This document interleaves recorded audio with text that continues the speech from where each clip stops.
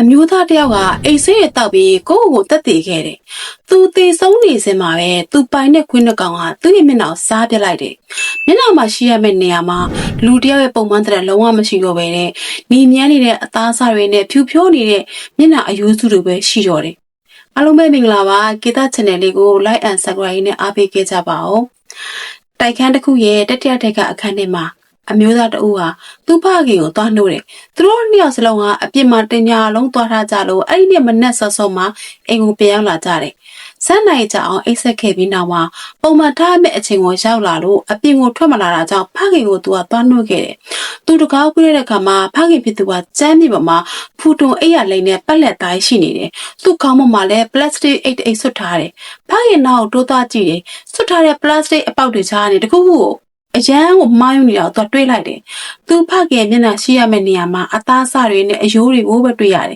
။အရေပြားတွေကမရှိတော့ဘူး။နှာခေါင်းကလည်းမရှိတော့ဘူး။မျက်လုံးတွေကလည်းဘာဝမှမကြည့်ပဲတက်တက်ကိုစိုက်ကြည့်နေသလိုမျိုးကြံခဲ့တာ။ဒါနဲ့သူဟာကြောက်လန့်ကြနဲ့ဝဝနိုင်ကိုဖုံးဆက်ခဲ့လိုက်တယ်။မျက်နှာတစ်ခုလုံးကအရေပြားနှာခေါင်းကစအယိုးတွေအကုန်လုံးပဲ။ဒါကထမင်းတစ်နက်လောက်အနောက်ကျတာနဲ့ဆက်နိုင်တွေမှာဖြစ်သွားတာ။ဒါကိုတငယ်ချင်းတို့ယုံနိုင်မှာမလားဒါယူရှိဆူရှိတာရဲ့အမှုပဲဖြစ်တယ်2015ခုနှစ်နိုဝင်ဘာလမှာဂျပန်ရဲတပ်ဖွဲ့ဟာ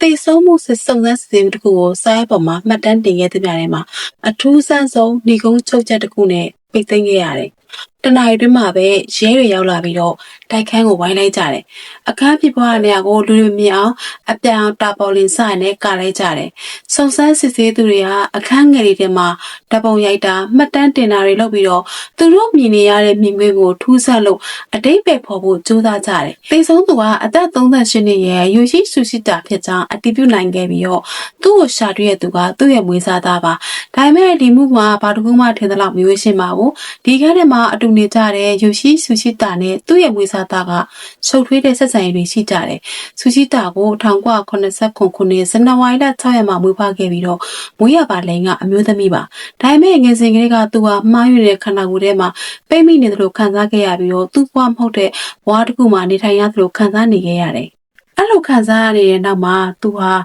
ာလိမ်ပြောင်းလဲခွဲစိတ်မှုလုပ်ခဲ့ပြီးတော့ဥပဒေအကြောင်းအရလိမ်မျိုးသားဖြစ်ပြောင်းလဲလိုက်တယ်သူဖြစ်ချင်တဲ့အမျိုးသားဘဝနဲ့စတင်နေထိုင်ခဲ့တယ်သူကအရက်9ပေပဲဖြစ်တဲ့ပြီး150စင်တီမီတာခန့်ပဲရှိမယ်လူကြားထဲမှာတော့ထင်ပေါ်တဲ့သူတယောက်ပါမင်းကိုမော့ပခုံးကိုဆက်ပြီးတော့လူတွေသတိထားမိလောက်အောင်တိတ်ဆိတ်ညင်သက်တဲ့ယုံကြည်မှုအပြည့်နဲ့ရှောက်လန်းတတ်သူပါတချို့ကသူ့ကိုဘင်းတစ်ပါးလို့ယုံကြည်မှုမျိုးရှိသူတော်တင်စားကြတယ်သူ့ရဲ့ရွေကလည်းအဲ့ဒီဆွဲနေလိုက်ဖက်ပါတယ်တန်မာတဲ့ကြသားတွေမယုတ်ခံခိုင်တဲ့အမျိုးသားဆန်တဲ့မျက်နှာတည်တက်တဲ့မုတ်စိတ်မွေးထိရှားတဲ့မြခုံးတန်းနေနေပါသူဟာသူဖြစ်ချင်တဲ့ဘဝကိုရှားဖို့အတွက်တိုက်ပွဲဝင်ခဲ့ပြီးအောင်နိုင်ခဲ့သူဆိုတဲ့ပုံစံမျိုးပေါက်ပြီးတော့ကျင်းနေခဲ့တယ်နာကိုရမြို့ကအိုးစုရုပ်ကစားတော့ဆိုင်တစ်ခုမှအလုပ်လုပ်ခဲ့တယ်အဲ့ဒီချိန်တုန်းကသူဟာဆေးရုံခဏခဏတက်ခဲ့ရပဲဘာကြောင့်လဲဆိုတာကိုတော့ဘသူကမှလူသိရှင်ကြအောင်ပြောပြခဲ့ဘူးနောက်ပိုင်းမှာတိုချိုရဲ့ညဘက်ဖြော်ပေးတော့ကတွေရောက်လာခဲ့ပြီးတော့ကာမောင်သမားဘားတင်တာစတဲ့အလုပ်မျိုးတို့လုပ်ခဲ့တယ်Facebook မှာတော့ဆူချီရာရုဆိုတဲ့နာမည်ကိုသုံးတယ်။အဲ့ဒီညဘက်လောကကလပ်တွေကြားထဲမှာသူ့ဘဝကိုပြောင်းလဲစေမဲ့တစုံတယောက်နဲ့စတဲ့တွေ့ဆုံခဲ့တယ်။သူမရဲ့နာမည်ကတော့ဟန်နာမဆာကီလို့သိရတယ်။သူတို့နှစ်ဦးစလုံးကိုကုသပေးခဲ့တဲ့စာဝင်တဦးကသိဆုံးသူကအမျိုးသမီးဖြစ်မူဖွားလာပြီးတော့အမျိုးသားဟော်မုန်းထိုးနေတဲ့သူဖြစ်ပြီးတော့ကျန်တယောက်ကတော့အမျိုးသားဖြစ်မူဖွားလာပေမဲ့အမျိုးသမီးဟော်မုန်းထိုးနေတဲ့သူဖြစ်တယ်လို့ရှင်းပြခဲ့တယ်။စန့်ကျင်ဘက်အရက်မျက်နှာတွေကနေစုံသိလာကြတဲ့သူတို့နှစ်ဦးဟာချစ်သူတွေဖြစ်လာကြတယ်။ဆူချီတာကမီဆာကီကိုသူ့ရဲ့ဇနီးအဖြစ်မိတ်ဆက်ပေးလေးရှိပြီးတော့နောက်ဆုံးမှာတဲဝင်ဖြစ်အောင်လုပ်ဖို့ဆုံးဖြတ်ခဲ့တယ်။ဒါပေမဲ့ဂျပန်မှာလိန်တူချင်းလက်ထပ်ခွင့်ကတရမဝင်ပါဘူး။သူတို့နှစ်ဦးစလုံးကစာရွက်စာတမ်းပေါ်မှာအမျိုးသားတွေဖြစ်နေတာကြောင့်လက်ထပ်လို့မရဘူး။အဲဒါကြောင့်သူတို့ဟာတခြားနည်းတစ်ခုကိုသုံးခဲ့ကြတယ်။2014ခုနှစ်အေဗီလာမှာဆူချီတာကသူ့ရဲ့ Facebook မှာတပ်ပုံတင်ခဲ့တယ်။သူနဲ့မဆာကီတို့ဇုံနဲ့လက်စွပ်တွေလဲနေတဲ့ပုံတွေပေါ့နော်။ပြခဲ့တယ်။သူမကိုသူ့ဇနီးဖြစ်မိတ်ဆက်ပေးတယ်။နောက်2လကြာမှသူတို့ရဲ့ဆက်ဆံရေးကိုတရားဝင်မှတ်ပုံတင်လိုက်ပြီလို့လည်းပြောတယ်။ဒါဟာဥပဒေအကြောင်းအရမဆာကီကိုသူ့ရဲ့သားအဖြစ်မွေးစားလိုက်တာကိုဆိုလိုတာပါ။ဒါဟာထူးဆန်းတယ်လို့ထင်ရပေမဲ့ဂျပန်ကလိန်လူချစ်သူကြားမှာတဟ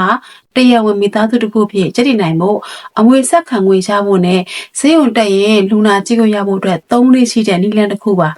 ဇာတ်ပေါ်မှာတော့ဆူရှီတာကမဆာကီရဲ့အဖေဖြစ်သွားပေမဲ့သူတို့အိမ်ထဲမှာလက်တွဲပေါ်တွေပါ အဲ့ဒီအချိန်တုန်းကတော့အားလုံးကအဆင်ပြေပုံရတယ်။နောက်တစ်နှစ်လောက်ထိတော့ဆက်ဆံရေးကအဆင်ပြေပုံရသေးတယ်။အိမ်ကြီးတွေကသူတို့ကိုချစ်ချစ်ခင်နဲ့လမ်းဆောင်နေတာမျိုးမြင်တွေ့ကြရတယ်။ဒါပေမဲ့2015ခုနှစ်မှာအချင်းတွေကစတင်ပြောင်းလဲလာတဲ့အခန်းထဲကနေစကားများတန်တွေအော်ဟစ်တန်တွေခဏခဏကြားလာကြရတယ်။တေဆုံးမတိုင်ခင်တလအလိုမှာကလတ်ထဲမှာပြဿနာတခုဖြစ်ခဲ့ကြတယ်။အဲ့တဲ့တယောက်ကမဆာကီကိုလာပြီးတော့ထိကပါရေကပါလို့တော့ဆူချီတာကဥတိုးပြီးတော့ဂျာဝတ်တာစီတယ်။ဒါကိုမဆာကီကစိတ်ဆိုးပြီးတော့သူမရဲ့တောက်ဖက်နဲ့ဆူချီတာရဲ့မျက်နှာကိုသေတော့တန်အောင်ဖျောင်းကန်ခဲ့တယ်။ဆူချီတာဟာသွေးနဲ့အိမ်ကိုပြန်လာခဲ့ရတယ်။2015ခုဩဂုတ်လမှာမဆာကီကရဲတိုင်ခဲ့တယ်။ဆူချီတာကသူမကိုလဲပိတ်ညစ်တယ်ဆိုပြီးတော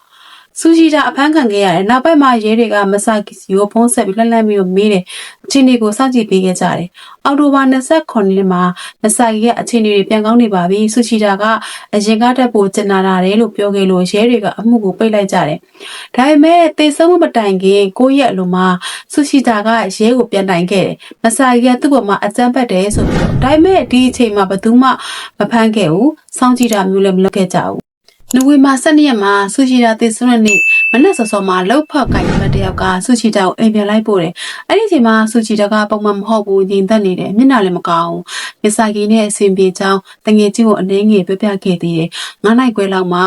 နှစ်ယောက်လုံးကအိမ်ပြန်ရောက်လာခဲ့ကြတယ်။မစ္စတာကီရဲ့ပြပြချက်အရသူတို့စကားအနှဲငယ်ပြောပြီးတော့တီးကြစီခွဲအိတ်ခဲ့ကြတယ်တဲ့။7နိုင်အကြောင်းညနေ9နိုင်ခွဲမှာတော့မစ္စတာကီကဆူရှီတာထွက်မလာလို့သူသွားနှိုးတဲ့အခါမှာအခုလိုမြင်ရတယ်လို့ပြန်ပြီးပြောပြနေခဲ့တာ။အခင်းပြရနေမှာအလောင်းကဖူထုံထဲမှာလိတ်လက်သားခေါင်းပေါ်မှာလည်းအပြာရောင်ပလတ်စတစ်အိတ်တွေဆွတ်လက်သားရှိနေတယ်။အိတ်ကပေါက်ပြင်းနေပြီးတော့အောက်မှာတော့မျက်နှာအရေပြားတစ်ခုလုံးမရှိတော့ဘဲနဲ့အသားဆိုင်နဲ့အယိုးပဲမြင်ရတယ်။မျက်လုံးတွေကပျက်စီးပဲကျန်နေခဲ့တယ်။အခန်းထဲမှာလည်းသွေးကွက်တွေမရှိဘူးအတင်းကျပ်ဝင်ရောက်ထားတဲ့လက္ခဏာတွေလည်းမရှိဘူးအဓိကအချက်ကတော့ပျောက်ဆုံးတဲ့မျက်နှာအရေပြားတွေကိုဘယ်နေရာမှရှာမတွေ့တော့တာမစ္စတာကီက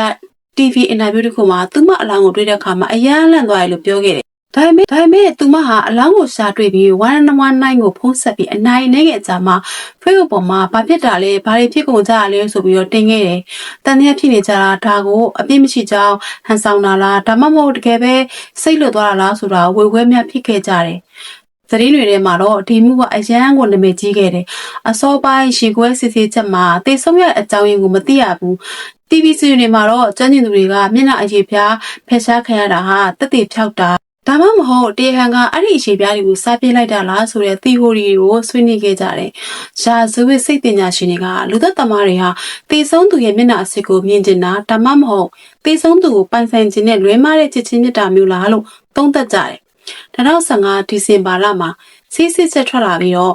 ဆူချီတာဟာအိတ်ဆေးတွေအများပြားတောက်ထားတာကြောင့်ဆေးလိုမီသေးဆုံးတာအတင်းကျပ်တိုက်ရွေးခံရလက္ခဏာလည်းမတွေ့ရပါဘူးလို့ရဲတွေကသတ်မှတ်ခဲ့ကြတယ်။မျက်နှာကိစ္စနဲ့ပတ်သက်ပြီးတော့ဆူချီတာမွေးထားတဲ့ခွေးနှကောင်နဲ့ကြောက်နှကောင်ရှိပါတယ်။ခွေးတွေရဲ့နှာခေါင်းမှာဆူချီတာရဲ့သွေးတွေပင်တာတွေ့ရပြီးတော့ပလတ်စတစ်အိတ်တွေမှာလည်းခွေးတွေရဲ့ DNA ကိုတွေ့ရပါတယ်။မျက်နှာကဒဏ်ရာတွေဟာဓာတ်နဲ့လေတာမဟုတ်ဘဲနဲ့တိတ်ဆိုင်ငယ်လေးတွေကိုက်တဲ့ပုံစံမျိုးဖြစ်နေတယ်လို့ရဲတွေကပြောတယ်။ဒါကြောင့်ရဲတွေကခွေးတွေကဗိုက်စာလို့ဇေဝေးစွာဖြစ်ပြီးတော့ပလတ်စတစ်အိတ်ကိုကိုက်ဖပြီးတော့မျက်နှာအရေပြားတွေကိုစားပစ်လိုက်တာအမှုကိုပေါ့နော်လူသက်မှုမဟုတ်ဘူးလို့သတ်မှတ်ပြီးတော့ပိတ်လိုက်တယ်။ဒါပေမဲ့ဒါကိုဘယ်သူမှမယုံကြဘူး။အစောပိုင်းမှာဓာတ်နဲ့လှီးသလိုတည်သက်နေတယ်လို့လည်းပြောခဲ့ပြီးမှခုမှဘာလို့ခွေးကိုက်တာလို့ပြောတာခွေးလေးတွေကဗိုက်ဆိုင်ဘာလို့တခြားနေရာမှာစားပဲနဲ့ပလတ်စတစ်အောက်ကမျက်နှာကိုမှစားတာလေခွေးတွေကစမ်းနိုင်လောက်ပဲထမင်းငတ်သေးတာပါဒါဟာထမင်းတစ်နက်လောက်နောက်ကျတာပဲရှိသေးတယ်ခွေးတွေကထမင်းတစ်နက်နောက်ကျအောင်နဲ့အရှင်သခင်ရဲ့မျက်နှာကိုအယိုးထိပြောင်စားလို့မရှိပါဘူးအဓိကတန်တရားဖြစ်ပွဲလူကတော့မဆာကီပဲသူမဟာဆူရှိကြတဲ့တာမသလိုအရှင်ကလည်းအကျန်းဖက်ခဲ့မှုပါတယ်သူမဟာနောက်ခန်းထဲမှာအဲ့ဒီတော့ဓာတ်တွေဖြစ်သွားတယ်ဆိုတာမြုံနိုင်စရာပဲဒါပေမဲ့ခိုင်လုံတဲ့သက်သေမရှိတာကြောင့်မဆာကီကိုမဖမ်းခဲ့ကြဘူးနောက်ပိုင်းမှာတော့အမှုဟာသတင်းတွေကနေပျောက်ကသွားပြီးရောအင်တာနက်ပေါ်ကမှတ်တမ်းတွေ Facebook အကောင့်တွေလည်းဖျက်ပစ်ခံလိုက်ရတယ်ခွေးနှကောင်ကိုလည်းသက်သေအဖြစ်ယူသွားခဲ့ပေမဲ့နောက်ပိုင်းမှာဘာတွေဖြစ်သွားလဲဆိုတာဘယ်သူမှမသိခဲ့ရဘူးဒီနေ့ထိတော့ယိုရှိဆူရှိဒါရဲ့အသေးဆုံးမှုဟာ စိတ်လုံးတင်ဆုံးမှုနဲ့ခွေးစားတာရဲ့အဖြေပဲကြံရင်ခဲ့ဒါပေမဲ့မိခွန်းတွေကတော့ရှိနေသေးပဲခွေးတွေကတကယ်ပဲစက်နိုင်တွင်မှာလူမျက်နှာတစ်ခုလုံးကိုအယိုးတွေပြောင်အောင်စားပြနိုင်ပါမလားတခြားတစ်ယောက်ကများဖယ်ရှားလိုက်တာလားယူရှိဆူရှိတိုင်းမျက်နှာကိုဘသူဘာကြောင့်ဖယ်ရှားခဲ့လဲဆိုတာကတော့ဘေဒီကတော့ဒီနေ့ဒီအဖြေမရှိပဲကြံရည်နေသေးပဲအားလုံးပဲကျေးဇူးတင်ပါတယ်ဒီနေ့ဗီဒီယိုလေးကိုအဆုံးထိနားဆင်ပြီးတဲ့အတွက်ပေးခင်ကြပါသေးရှင်ခေတ်သား channel လေးကိုလည်း like and subscribe လုပ်ပြီးတော့အားပေးခဲ့ကြပါအောင်နော်